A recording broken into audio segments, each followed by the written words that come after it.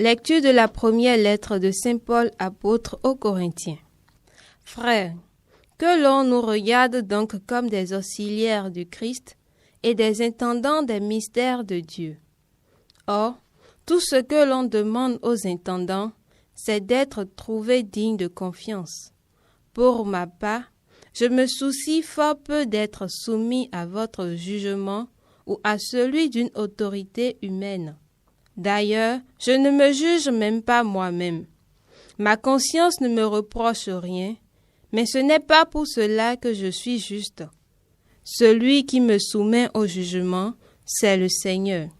Ainsi, ne portez pas de jugement prématuré, mais attendez la venue du Seigneur, car il mettra en lumière ce qui est caché dans les ténèbres et il rendra manifeste les intentions des cœurs. Alors, la louange qui revient à chacun lui sera donnée par Dieu. Le salut des justes vient du Seigneur. Le salut des justes vient du Seigneur. Fais confiance au Seigneur, agis bien, habite la terre et reste fidèle. Mets ta joie dans le Seigneur, il comblera les désirs de ton cœur. Dirige ton chemin vers le Seigneur, fais-lui confiance et lui il agira. Il fera lever comme le jour ta justice et ton droit comme le plein midi. Évite le mal, fais ce qui est bien et tu auras une habitation pour toujours, car le Seigneur aime le bon droit, il n'abandonne pas ses amis. Le Seigneur est le salut pour les justes, leur abri au temps de la détresse. Le Seigneur les aide et les délivre, car ils cherchent en lui leur refuge.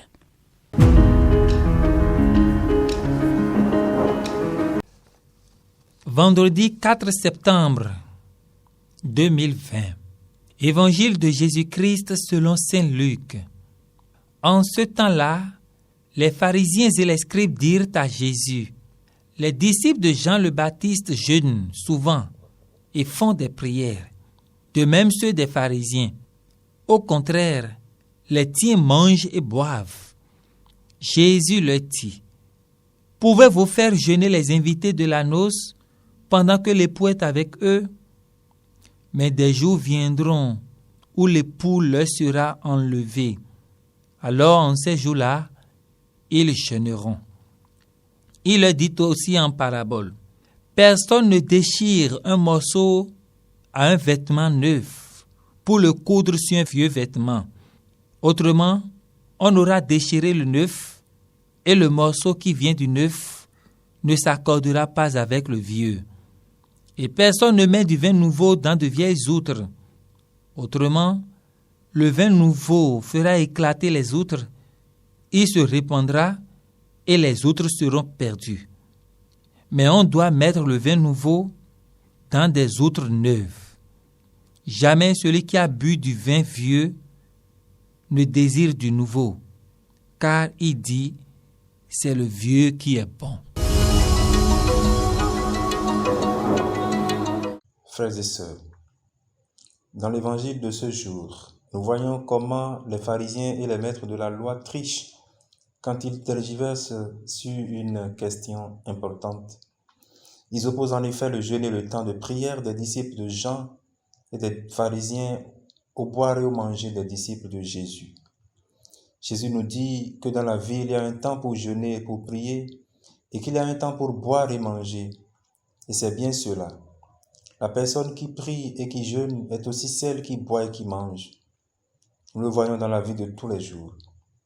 Nous pouvons contempler la joie simple d'une famille, peut-être même la nôtre, et nous verrons qu'à un moment, nous avons les tribulations et qu'à un autre, nous avons la joie.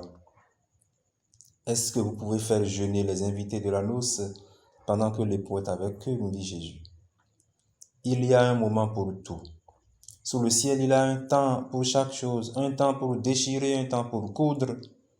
Ces paroles exprimées par Colette dans l'Ancien Testament coïncident presque avec la parabole du vêtement rapiécé. Et elles coïncident sûrement d'une certaine manière avec nos propres expériences. L'erreur est que pendant le temps de déchirer, nous cousions, et que pendant le temps de coudre, nous déchirions, et à ce moment précis, plus rien ne va. Nous savons que comme Jésus, nous arriverons à la gloire de la résurrection par la mort et par la passion, et tout autre chemin n'est pas le chemin de Dieu. Précisément, Simon-Pierre est grondé quand ils veulent éloigner le Seigneur du chemin unique. Tes pensées ne sont pas celles de Dieu, mais celles des hommes. Si nous pouvons profiter des moments de paix et de joie, profitons-en à fond. Nous aurons certainement de durs moments de jeûne. La seule différence, c'est que, heureusement, pour nous, nous aurons toujours l'époux avec nous. Et c'est cela que les pharisiens ignorent, et c'est peut-être pour cela que dans l'Évangile, on nous les présente presque toujours comme des personnes de mauvaise humeur. En admirant la douce ironie du Seigneur qui émane de l'Évangile d'aujourd'hui, essayons, frères et sœurs, surtout, pendant cette journée, de ne pas être des personnes de mauvaise humeur.